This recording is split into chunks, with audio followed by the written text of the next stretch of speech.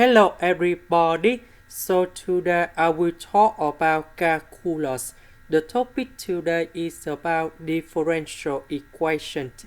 So now I will show you how to answer.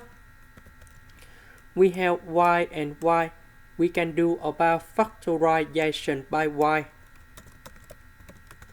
Similar for this one.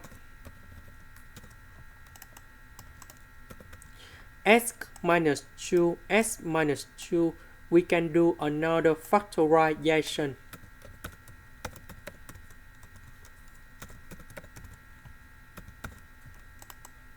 And now, I will put about y plus 1 go to the left, the x will go to the right.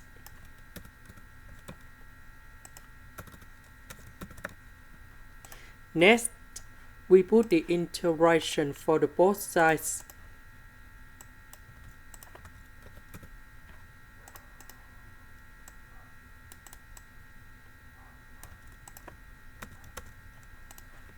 The integration of this one, you got about ln of the absolute value of y plus 1.